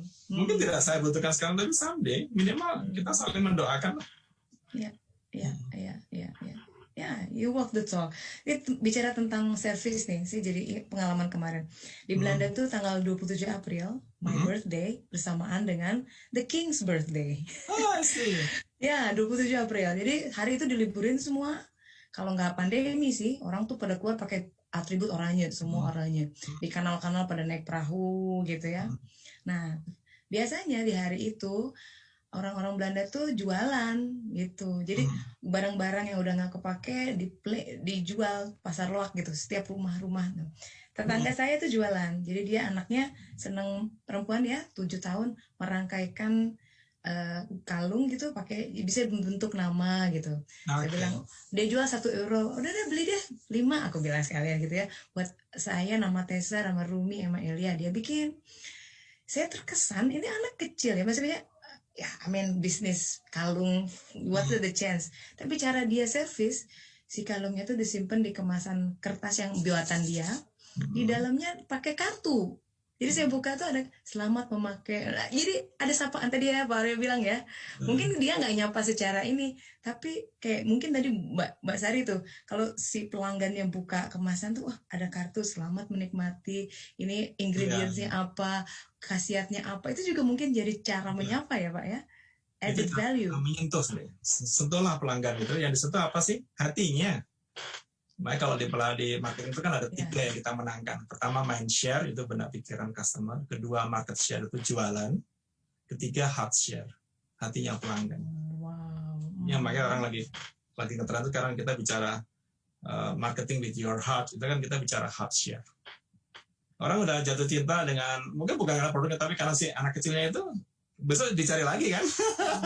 Betul. Apapun yang dia jual pasti dibeli gitu. Karena Iya. lucu banget, baik banget, pintar banget. Udah ada bakat ya, udah 7 tahun tuh udah kepikir ya kayak gitu. Jadi hard share, ini paling the ultimate of marketing sebenarnya ke hard share dong Pak kalau gitu, paling dalam. Kayaknya sih kalau hard share aja tapi nggak beli ya nggak dapat omset kan. Iya benar juga sih. Bicara tentang omset nih Pak. Tapi nggak beli, nggak bisa dong. Ya, bagaimana dapur harus nge-pull ya Pak ya, benar-benar. Sama sekali, makanya harus 3 kan, mind share, market share, dan hard share. Itu. Oke, betul. Nah, ini sahabat saya lain nih, Mas Heri Mardian. Saya punya pertanyaan. Juga waktu itu ya. Iya, ini menolak. Saya bacakan ya. Saya ingin menghargai usaha seorang marketer, sekaligus menghargai profesinya, tapi ada kalanya saya merasa sangat terganggu. Ini pasti dari Oki pribadi nih ganggunya. Iya. Menurut Pak Aryo yang sangat berpengalaman di dunia marketing, gimana cara yang paling pas menolak tapi sekaligus ingin menghargai usaha dan profesinya ya? Enak gimana Pak? Iya, ya pertama kita bilang terima kasih. Kita terus terang aja, mohon maaf saya lagi ada kegiatan ini. saya belum sempat atau saya tidak tertarik, bilang aja. Terus saya tambahin gitu. Saya doakan semoga kamu lebih sukses. Udah, kasih aja doa. Atau kita kasih referral. Jangan saya deh, yang lain aja deh. Mungkin si ini, si itu, mungkin lebih ini. Karena kalau kita apa namanya, kecil-kecilan nggak apa-apa, biarin aja. Siapa tahu jadi real marketer. Amin. Nah, memang ya itu adalah konsekuensi ya. Tapi juga nggak ada salahnya sih kita berbuat baik gitu. Paling kalaupun kita tolak, apa kita diamkan atau kita matikan HP-nya atau kita apa, dia akan ngejar kok itu. Setelah itu selama janur belum melengkung ya, masih milik bersama kan. Kalau ngejar cewek kan gitu. Lalu tenda biru ya. Sebelum ada tenda biru masih ada peluang dong gitu. Nah aja saya tidak tertarik, mohon maaf, mohon hubungi yang lain. Udah. Gitu. Kalau masih ngeyel lagi, juga, udah baru di blog nggak apa-apa. Tapi respon dengan santun lah. Karena mereka juga bekerja tuh, kebayang ya. Saya pernah melakukan training untuk para telemarketer itu, teleselling lah, ini bukan teleselling. Itu sehari itu dia telepon 300 customer minimal. Ya, dan itu satu hari saya, kamu dapat berapa? Ya rata-rata 1 atau 2 Pak dapat dari 300 gitu. Terus kalau satu dapat kamu komisi berapa? Ya kadang 200.000, kadang 300.000 Pak, tergantung produk yang dibeli. Oke. Saya tanya, gimana caranya kamu tetap konsisten tiap hari telepon 300 nama itu? Kan sekarang data Indonesia itu kan di mana-mana dijualnya. Scary ya. Di mana-mana. Itu saya tanya, gimana caranya kamu tetap bisa konsisten? Sederhana Pak ya. Saya taruh foto bayi anak saya di depan monitor TV saya. Jadi saya foto kan nggak bayangin wajah bapak. Yang saya bayangin itu wajah si kecil itu yang saya pulang harus saya belikan susu buat dia. Itu sudah sukses gitu. Ya udah, makanya dengan cerita itu saya pikir saya nggak nolak lagi. Oh ya, terima kasih Bu, mohon maaf saya nggak tertarik, tapi mudah-mudahan saya doakan ibu sukses ya. Gak apa-apa Bu, tetap semangat Bu, cari yang lain ya. Tapi saya mohon maaf saya belum tertarik. Gak apa-apa bilang gitu. Gitu lah aja. Kalau dia yang benar sih dia akan mengerti dan terima kasih malah. Kalau yang nekat terus ya udah di blok aja nomornya. Kadang sekali ada yang tipe-tipe yang radikal gitu ya. Tapi itu loh, saya belajar waktu di marketing terus bergabung sama orang-orang sales di lapangan. You have to deal with rejection. Buat kita orang yang egonya tinggi di reject, nyaman gitu ya. How do you handle rejection? Apalagi ya yang cara sehat merespon sebuah penolakan itu seperti apa? Ya. Kalau saya merespon, menanggapi ya, bahwa yang namanya penolakan itu sedekah ya. Sedekah, menarik ini. Sedekah, artinya dia memberitahu kita bahwa kita tidak bagus, bahwa kita harus memperbaiki cara kita, atau kita harus menawarkan produk yang memang sesuai dengan kebutuhannya. Gitu. Karena sama, kalau customer yang tiba-tiba udah pernah beli terus kemudian hilang gitu ya, yang kemudian dibilang fade away, yang menghilang tanpa itu sebenarnya itu, atau customer yang marah-marah sering komplain, itu biasa. Justru kalau saya bilang, kalau kamu dikomplain customer, anggap aja itu sedekah. Kedua, vitamin. Orang mau sehat itu minum vitamin. Vitamin itu kadang-kadang nggak semuanya manis. Dan Pak Arya tetap masih belum bisa minum tablet kan, harus effervescent. Iya. Waktu saya sakit itu, kena itu kan, saya malam itu masuk rumah sakit, saya dikasih 18 tablet ya Pak. Oh my God, jadi gimana dong? Aku nggak bisa minum tablet soalnya. Harus ditumbuk dulu. Oh. Bismillah, satu punya mama. Hello. You know that story ya. Ya, Masya Allah. Ada pertanyaan lain Pak? Bagaimana Pak Aryo, katanya dari Pak Rifki Rahmansyah, bagaimana ceritanya hingga menemukan marketing sebagai passion? Iya, biasanya itu saya merasa senangnya itu pada saat kita bisa, terus terang ya, kalau saya dapat insentif. Wah itu ya, ini itu kan sederhana ya. Ya. Kalau saya kerja di produksi atau di office gitu ya, saya dapatnya berapa sih? 12 kali gaji plus THR, satu kali gaji, paling bonus tahunan katakanlah 1 atau 2 bulan gaji. So total 15 bulan gaji. Di marketing, the sky is the limit. kemarin tuh waktu saya masih jadi presiden tuh ada satu rep saya di daerah Indonesia Timur, gajinya standar, UMK-nya 2,5 juta. Insentifnya berapa coba satu bulan tuh? 40 juta. Masya Allah, ya. Iya, orang biasa-biasa aja 40 juta. Oke. So you see, dia dengan begitu, wah, dia saya tertarik karena ada angkanya. Gitu. Waktu saya pernah jadi pimpinan gitu, saya dapat bonus 3-5 bulan gaji dalam 1 tahun, itu senangnya luar biasa kan. Dan alhamdulillah dengan begitu, ya itu tadi akhirnya membuat saya jadi tergoda karena banyak cobaan kan, pengen ini, akhirnya dicewer gitu. Hilang lagi, mobilnya diambil lagi. Oke. 2 kali lagi ya. Oh ya. Lah saya senangnya karena dengan di marketing itu kita membangun banyak pertemanan sih. Iya. Gitu, dan akhirnya mereka tuh ingat gitu saat, oh ya ini kalau training atau ini Aryo nih, tiba-tiba dia kontak saya, tiba-tiba kayak kemarin kejadian, Pak saya besok nggak bisa ngajar Pak, Bapak gantiin saya. Kamu kok masih ingat saya? Iya Pak, saya masih ingat dulu Bapak kan ngajar saya gitu. Terus ini, ya udah, gimana? Besok kapan? Besok pagi.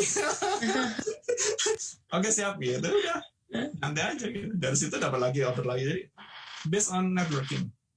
Itu yang membuat saya jadi senang karena passionnya, jadi kita banyak teman, kita bisa berjejaring, bisa kenalan, dan itu yang membuat, dan apalagi kalau kita bisa memberikan solusi ya atas problem dia gitu ya.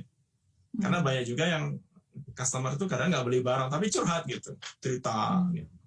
Masalah kerjaannya, masalah pribadi, kita bisa kasih solusi dan dia bisa selesaikan solusi itu.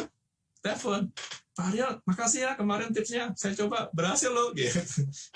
Itu senang banget, walaupun kadang nggak nyampe juga, tapi minimal salah satu dari doa-doa mereka tuh nyampe gitu kan, salah ya. Dan itu yang membuat saya senang dengan marketing karena itu sebenarnya Pak. Iya, iya. Passion seseorang tuh kadang-kadang kita harus trial and error Pak ya, mengidentifikasi passionnya di mana. Iya. Mungkin di awal harus butuh waktu dulu. Betul. Terus ada bilang gini, kan kadang-kadang kita memilih sesuatu karena hawa nafsu. Tapi kita mistranslated as a passion. Ya katanya gini, coba aja ajak lari maraton. Kalau sprint itu nggak kelihatan. Passion itu long term, dia endure, tetap ada di situ. It stick there because it's part of you. It's always flame inside of you. You're right.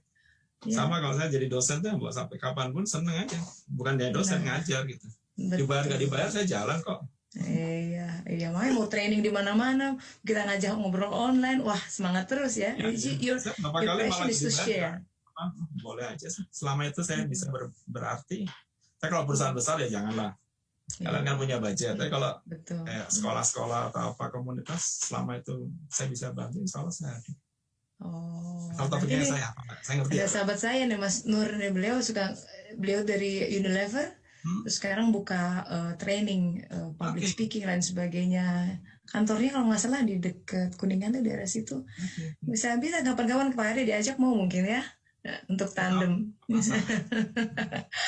Ada pertanyaan lain Pak? Boleh ya, mumpung ini ada nih. Ada waktu sebelum maghrib ya Pak ya. Pak Aryo, terkait service marketing, bagaimana memaintain ketulusan sehingga servisnya bukan sekedar lip service. Misalnya kita ingin memiliki tim sales, tapi bagaimana membangun ketulusan itu dalam tim sales? Ya, ini salah satunya perlunya training kali ya. Jadi marketing itu harus di-refresh terus. Karena kalau enggak dia lupa. Biasa seorang udah biasa nyetir pun kadang-kadang harus diingatkan, kalau belok ngasih sen loh. Iya, betul. Nah kalau enggak kita udah biasa main belok aja, padahal ternyata tiba-tiba ada rambunya, belok kiri ikuti lampu lalu lintas, kan jadi masalah. Padahal kita udah hafal, kita kerasa udah nganggap semua tuh terbiasa, itu bahaya. Jadi tetap harus di-refresh, harus diingatkan. Dan kedua, paling gampang itu dimasukkan KPI, Key Performance Indicator. Indeks kinerja prestasi. Jadi itu diukur gitu. Begitu nanti seseorang jumlah komplain reportnya itu tinggi ya, case-nya, ya udah pasti dia. Nanti kan kalau komplain itu biasanya yang dikomplain kan 4. 1 produknya, 1 delivery-nya, 1 kredibilitas daripada si marketingnya, 4 yang kita nggak tahu, yang unknown. Nah kalau poin ketiga itu masalah kompetensi, masalah attitude yang muncul ya, itu pasti ketahuan. Makanya harus sering-sering diaudit di lapangan sih. Karena kalau enggak marketing itu suka kadang-kadang merasa zona nyamannya tuh tinggi sekali sih. Ya Mbak Tessa tahu lah, jadi Mbak Trump tuh kenapa ada orang jadi mentor jadi supervisor nggak mau. Karena duitnya banyak di sini. Orang pusat itu tuh pinter-pinter banyak pendapat. Tapi kalau orang daerah seperti kita Pak, banyak pendapatan. Itu yang kadang-kadang membuat kita harus hati-hati karena itu jadi terlena. Sering di training, sering diingatkan dan masukkan ke KPI. Itu mungkin solusi yang saya bisa tawarkan. Itu training bagian dari itu ya Pak, diingatkan terus. Harus ya. Ada lagi sahabat kita yang menyapa. Ini katanya kenal sama Pak Aryo nih. Sampai tanya nih Pak Aryo yang biologi bukan, namanya Mbak Diah Orbandini. Kenal nggak Pak nih? Terima kasih banyak sharingnya dari marketing, lalu menjadi lebih bahagia saat Allah gariskan mengurus masjid dengan semua yang Allah hadirkan di sana. Selamat Pak, gitu. Alhamdulillah, mudah-mudahan tetap bisa. Dari Pak Seri juga mantap. Terima kasih banyak Pak atas jawabannya. Ya, semoga bermanfaat Pak Eri. Ya. Oke, kita kembali ke hikmah hidup ya Pak. Kita zoom out lagi nih dari perjalanan karir. Saya menarik tuh, ada satu poin di mana Allah tarik Bapak, dibikinlah itu kiamat ya, kiamat kecil tuh namanya. Dihilangkan ini, dihilangkan supaya mikir gitu of what is really matter in this life gitu. Apa yang lebih saya harus kejar gitu ya. Saya jadi ingat suatu hari saya pernah pada malam hari itu seorang, ini profilnya jajaran direktur utama salah satu bank pemerintah ya Pak ya, sudah senior beliau ini, ibu-ibu ya, sudah jenjang karir perbankan tuh udah paling top. Cuma dia bilang begini, Nak Tessa katanya, waktu itu karena saya berkesempatan kasih pengajian malam ngegantiin teman saya yang nggak bisa masuk gitu. Waktu itu saya lagi kerja di Meiji itu Pak. Terus dia bilang, Nak Tessa harus bersyukur usia segini sudah mulai belajar agama katanya. Ini tante katanya, dia jadi sibuk karirnya tuh, dia sibuk yang namanya juga menata ya di perbankan. Udah sampai ke puncak dia merasa nggak ada apa-apa katanya.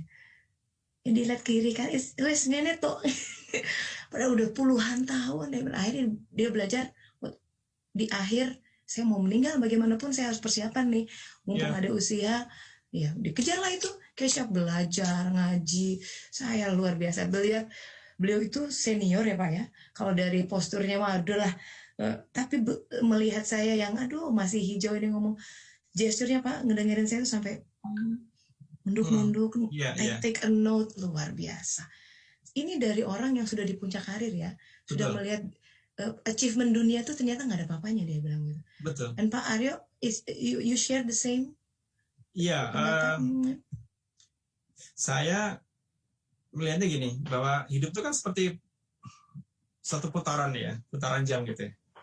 Pada saat kita sudah mencapai semuanya, kita kembali ke titik nol kan.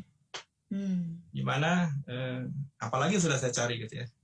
Apakah materi, apakah apa, alhamdulillah anak sudah selesai sekolah, udah insya Allah udah dapat kerja, istri juga udah selesai S3, terus kemudian sudah jadi pegawai negeri, saya sudah punya usaha kecil-kecilan atau apa gitu. So what's next? Gitu. Nah, saya waktu itu pernah ngajak jamaah pengajian bapak-bapak itu ke Jogja. Kita masuk ke Keraton Jogja. Masuk ke Keraton Jogja itu kita masuk dari sebelah samping ya. Itu ada sederetan orang duduk di bawah gitu, pakai baju surjan. Ya.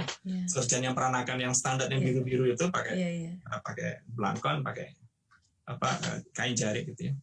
Mereka duduk berjajar gitu. Terus saya lihat, itu siapa Pak?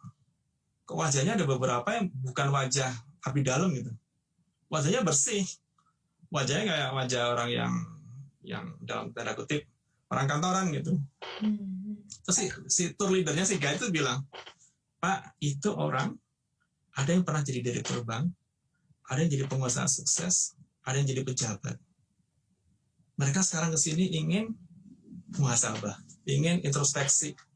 Jadi mereka mengabdi ke keraton untuk jangka waktu tertentu ya, menjadi abdi dalam, nggak dibayar, duduk di tritisan, di emperan bangunan gitu ya, bersila sambil mendengarkan suara suara angin di dalam keraton gitu, sambil dengerin suara gamelan, ngeliat orang lewat gitu, dia diem gitu. So what are they looking for? Peace, kedamaian, kejernihan hati, ketenangan. Itu yang mereka nggak dapatkan. Padahal saya lihat orang-orang itu, kalau saya lihat dari sisi materi, wah lebih dari cukup. Tapi mereka kembali ke situ, Jo. Menjadi abdi dalam, ngerasain. Berarti saya kebayangan, di level saya itu, saya masih punya kerinduan satu saat saya pengen nyantri di pondok pesantren. Nggak bayar, nggak dibayar, ngapain. Saya pengen nyantri, pengen belajar jadi santri itu kayak apa sih? Itu udah passion yang beda banget ya. Saya belum ketemu jalannya. Saya pengen gitu belajar orang pondok tuh kayak gini tuh, yang namanya bangun pagi, sholat malam, kayak apa, dengerin ceramah kiai itu. Udah kembali ke situ lagi. Padahal itu kan pekerjaan yang dilakukan oleh orang yang baru mau sekolah kan. Iya. Kita sudah sekian lama sekolah, udah kelar latihan kerjaan saya itu belajar. Masih kepengen kembali ke situ coba. Jadi kan never ending story kan. Iya. It happens. You will feel it gitu. Once you already have everything, ya, you will dig to square one. Tapi kadang orang harus diperjalankan di padang gurun yang terik, nggak punya minum untuk menghargai setetes air. Betul. Ini dibilang juga salah satu yang saya baca dari Rumi ya, bahwa perkecillah dirimu maka kamu akan tumbuh lebih besar dari dunia. Ya kita harus menjadi lebih kecil lagi, lebih kecil, bahwa kita tuh nobody gitu. Kita cuma setetes air di sebesar samudra itu kan, berarti ya kita tuh nothing sebenarnya. Ya, cuma kadang-kadang duniawi itu membuat kita menjadi lupa diri. Nah itu hawa-hawanya katanya begitu ya, kalau bawaan uang apa, uang, jabatan, prestis kan. Ya. Sihir yang sangat kuat memang. Betul. Gitu. Kalau di Al-Quran bilang kalau nggak ikhlas tuh udah tersentuh setan, ya datangnya dari depan, belakang, kiri, kanan gitu. Semua kuadran dia datang, kecuali atas bawah nggak ada. Jadi harus vertikal gitu. Makanya dibilang katanya take the leap of faith, itu harus ada lonjakan vertikal. Kalau kita mainnya horizontal terus, harus kena jadi disepak sama setan kiri kanan. Iya betul. Ya. Oh, Masya Allah. Wah, memang itu ya, itu menarik tuh kalau Pak Aryo suatu saat ingin pesantren gitu ya. Itu kedamaian yang orang cari. Tadi Bapak bilang ada yang jadi abdi dalam tuh, orang-orang pengen cari kedamaian. Jadi itu kedamaian tidak didapatkan walaupun sudah jadi posisi direktur tinggi. Enggak. Misalkan. Semakin tinggi posisi kita tuh, kita semakin home, semakin merasa sendiri kok. Gitu. When you're at top level, you are alone. Wow, how lonely it is, you know. Ya, mereka dekat sama kita karena mungkin posisi, karena mungkin kekuasaan, atau mungkin karena harta. Siapa sih teman kita? Terbatas. Begitu kita udah gak di posisi itu, yang tadinya baik sama kita hilang semua. Kecuali teman sejati ya, sahabat, itu tetap bisa silaturahim. Tapi yang katanya memanfaatkan itu sih banyak, dan itu sudah kita tahu gitu. Dan makanya sekarang, apalagi saya beberapa sahabat saya kan ada yang di Jepang, ada yang di mana, udah jarang ketemu kan. Paling ketemunya ya lucu-lucuan aja. Cerita anaknya, cerita cucunya gitu. Ya sudah gitu ya. Kita ngomong yang sederhana-sederhana aja. Ya kembali ke situ lagi. Apa yang kita cari gitu. Nah, orang-orang yang sibuk itu mungkin dia merasa dia banyak dosa, atau mungkin pejabat dia banyak pakai uang negara atau segala macam, dia mungkin bertobatnya dengan cara introspeksi diri kan. Pertama kan muhasabah dulu, mencari jati dirinya siapa, setelah itu baru dia melakukan actionnya. Proses untuk kita self healing. Yang kita cari itu ya, itu menentukan kita. Mungkin kajian-kajian itu cara mereka orang, karena ada juga pasti yang ikut kajian ini kan pengen belajar kan, apa sih tasawuf itu, apa sih qudusiyah itu, apa sih yang dipelajari dari para salik ini, apa sih yang artinya sufi itu. Sebelum saya masuk acara ini, saya browsing semua, terus saya belajar lagi. Jangan-jangan saya nggak bisa jawab. Saya ketemu Ustazah Tessa, wah berat ya. Pelajari. Oh ini bagus ya, ini menarik sih. Ya. Saya lihat pola yang sama, Pak. Jadi apakah itu selebritis ya? Dia sudah di puncak ketenaran, bisa apakah itu dia orang yang menapaki jalur karir, mau itu akademik, mau itu mostly ya industrial seperti itu. Kata-kata exactly yang Pak Aryo bilang, makin ke atas tuh makin sepi. Iya. Kesepian it grabs you so much, itu sampai orang suffocated gitu. In some instance kalau orang nggak ada sandaran agama atau Allah tidak membantu, itu sangat menyakitkan dan ya suffocated itu udah nggak bisa nafas ya, secara psikologis, and they choose to end their life. Post power syndrome. Even in the peak of their performance katakanlah ya, masih ya ada desainer hebat memilih gantung diri misalkan, atau ya chef terkenal, you name it gitu. Dan ini sebenarnya kan jadi pelajaran buat kita yang kadang-kadang mungkin kalau bukan generasi muda atau yang sedang ini mau ingin sukses katakanlah gitu ya, apa sih yang dikejar, toh di ujungnya juga begitu-begitu saja gitu. Iya. Nah, it has to redefine. Kita mesti redefine arti kesuksesan dalam arti ini, Pak. Iya, betul. Saya juga waktu itu sempat, saya belum cerita ya, saya pernah hosting ya anak Jepang di rumah saya 3 tahun belajar di SMA. Oh iya. Ya, anak Jepang gitu. Iya. Saya salut gitu, mereka itu belajar keras gitu. Ya, kebanyakan dia di sini bahasa Inggrisnya patah-patah, nggak bisa bahasa Indonesia sama sekali, masuk sekolah internasional yang notabene memang berbahasa Inggris, tapi kan temannya bahasa Indonesia. Apa yang dia lakukan tiap malam tuh dia belajar, buka kamus, sama nyari di Google. Wow. Jadi buku pelajarannya itu diterjemahkan kata per kata tiap malam. Luar biasa. Dan akhirnya lulus gitu. Tapi ternyata satu sisi, ya kan mereka ateis ya. Kalau ateis boleh lah kita kenalkan Islam. Nggak bergeming itu. Saya ajak sholat, ada raya, dia ikut duduk, sholat tuh. Wah ini belum dapat hidayah, ini sudah nggak apa-apa. Tapi ternyata benar sih, orang-orang itu memang dia ngejar prestasi, ngejar karir, mungkin ya nantinya kalau dia ada besar. Tapi dalamnya kosong. Karena nggak ada imannya, nggak dipegang, itu yang kadang-kadang. Ya kita harus beruntung lah kalau kita masih mempercayai apapun agama kita ya, minimal kita percaya gitu bahwa kita ini adalah makhluk ciptaannya. Gitu.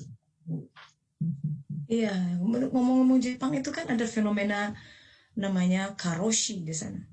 Jadi you overwork until you die. Orang sampai kelelahan, ya. Banyak, mereka bunuh diri banyak kan. Wow. Mereka tuh work number 1, home number 2, apalagi wife number 3 mungkin. Tapi kan Pak Ari juga pernah di perusahaan Jepang tuh. Sampai mereka tuh kerja sampai malam gitu ya. Aku waktu itu pulang jam 6 ya harus munda-munda, aduh kok belum pulang nih si bos ya gitu. Gimana tuh? Iya, itu jadi balance-nya ya, nggak? Tapi ada satu hal yang menarik dengan orang Jepang yang kita pelajari itu, mereka ada namanya, pernah dengar Ikigai? Ya. Itu bagus banget loh filosofi. Bangun tidur tuh mereka sudah mendoktrin dirinya bahwa hari ini akan lebih baik dari hari kemarin gitu. Dan hari ini lebih indah gitu. Dan itu membuat hidupnya jadi berubah. Ya, itu tapi orang tua-tua ya, kalau yang muda-muda mungkin ya. Iya. Itu dalam tuh Pak ya. Ikigai. It's when your passion, your mission, your vocation, professionnya pas. Kita udah di titik itu. You are in your ikigai. Jadi tiap pagi saya pokoknya sekarang saya harus yakin bahwa hidup ini lebih baik hari ini. Nah kan kita berdoa kan terima kasih Tuhan sudah memberikan aku kesempatan untuk hidup hari ini kan. Bukan membangunkan dari tidur tapi untuk hidup hari ini. Oke, wah ini udah mau jelang maghrib nih Pak. Terakhir, your dream, your aspiration yang masih ingin dicapai, apa itu? Apa ya? Ya kepengen sih punya ini pengen punya cucu nantinya kan ya, karena kadang-kadang tetangga saya tuh semua sudah punya cucu gitu. Saya termasuk yang muda itu kan, 65 dan 60 gitu. Ya kepengen suatu saat sih hidup tuh, karena new member, new baby itu new hope, new life gitu ya. Nah, itu kepengen suatu saat punya cucu, jadi katanya sih beda gitu. Itu yang satu milestone yang mungkin Kalau komitmen terhadap sosial, terhadap masyarakat, mengajar itu segala, insya Allah tetap sejalan. Yang cucu ini kadang-kadang perlu waktu kali. Anak sekarang kan it's not easy. The millennials ini kan, apalagi sekarang generasi yang baru udah Z kan, bukan Y lagi, udah Z. Iya. Ada lonjakan ya dari generasi kita. Wow. Kayaknya ada beberapa komunitas sahabat saya yang memang dia entrepreneur gitu Pak. Jadi mungkin kita harus ada sesi khusus tentang ini, strategi marketingnya, packaging, how to approach customer, itu harus khusus di frame-nya, bukan hikmah hidup. Boleh silakan. Yang lain boleh ya Pak ya. Nanti kapan-kapan diundang lagi. Selama online sih nggak masalah sih. Iya. Masa jangan suruh terbang ke Belanda, berat. Bisa di karantina. Iya. Oke, alhamdulillah. Mungkin ada pesan-pesan Pak yang mau disampaikan berkaitan dengan how you see life gitu. Dari pernah disepak orang, pernah difitnah orang, ya. Gimana sih ya, kalau boleh ada sekuncup gitu. Ini bekal buat kita generasi muda. Mungkin pernah dengar ya, ada satu statementnya dari Mother Teresa waktu itu, pernah dengar quote-nya. Yang mana? When you do good, people will not doing good for you. So just be good anyway. Gitu. At the end itu it's not between you and them, but it's between you and God. Gitu. Kita mau berbuat baik ya, apapun orang ngomongin apa, berbuat baik aja. Karena akhirnya kan kita tuh tidak berhubungan dengan manusia, kita berhubungannya dengan Sang Pencipta gitu. Kan nanti kan kita akan kembali ke sana.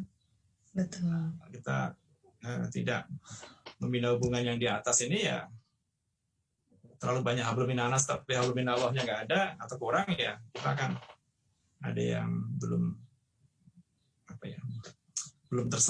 terjawab kali ya, mungkin itu kan. Jadi saya mengimbau teman-teman ya, just do your best gitu ya, let God do the rest gitu. I think that's the power of ikhlas ya. Jadi itu juga sum up apa yang ditanyakan Mbak Resti tadi, kalau menghadapi office politik, you just do your best.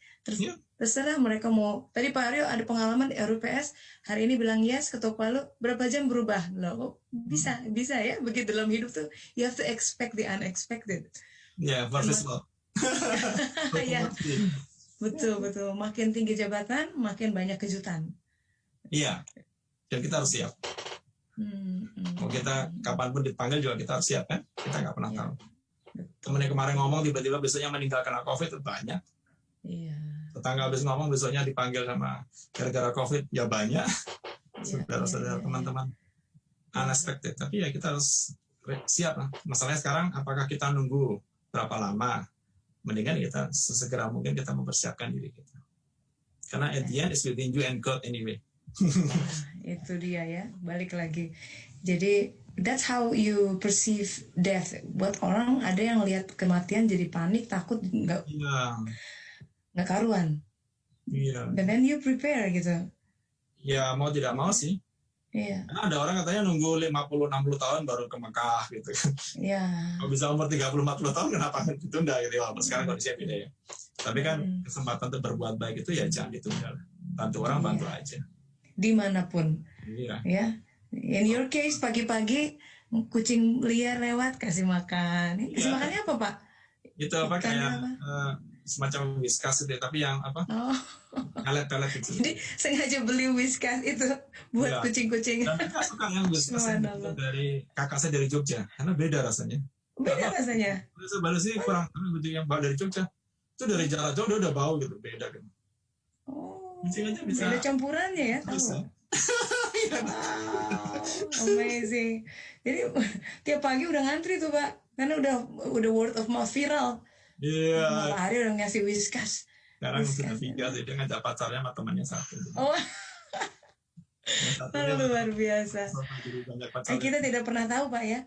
Itu di hadis tuh kan ada cerita pelacur. Iya, kasih makan itu apa, kasih minum seekor anjing itu. Ya, satu hal kebaikan yang kita lakukan sama apapun ya, makhluk Tuhan, tapi kan yang pemiliknya dia melihat Tuhan, kamu ini tulus nih, barangkali semoga itu yang melambungkan Pak Aryo dan keluarga berkah ya, tercapai semua cita-cita. Aduh, alhamdulillah. Terima kasih banyak Pak untuk Sama, waktunya, mudah-mudahan bisa for your menginspirasi teman-teman openness. semua. Yes, banyak nih yang Kalau bilang hidup terima saya kasih. nggak apa-apa sih, nggak ada artinya apa-apa, cuman mungkin bisa bermanfaat, bisa menjadi pelajaran. Insya Allah. Semoga nanti ada sesi khusus lagi ya Pak ya. Sudah teridentifikasi nih marketnya yang membutuhkan khusus tentang marketing strategi in a way. Ya, marketing Dalam hal strategi. ini ada spiritual marketingnya ya, karena harus ada rohnya. Kewirausahaan juga sering diundang, kewirausahaan, soft skill, macam-macam. Betul. Semuanya saya ngerti. That's what makes different. Thank you so much Pak Ayo, dan saya mengucapkan selamat bersiap untuk sholat maghrib ya Pak ya. Sebentar lagi nih maghrib di sana. Kalau di sini masih jelang jam 1 siang. Ya. Semoga sehat terus semua. Amin. Alhamdulillah. Nah kalau gitu kita tutup dengan alhamdulillah ya, alhamdulillahirabbil alamin. Kita ucap salam semua. Assalamualaikum warahmatullahi wabarakatuh. Terima kasih kru. Semua sehat. Ada Mbak Ica, Kang Yuda yang sudah standby di sini. Mbak Ida, Mbak Tessa, semuanya. Mohon maaf ada salah. Assalamualaikum warahmatullahi wabarakatuh. Waalaikumsalam warahmatullahi wabarakatuh.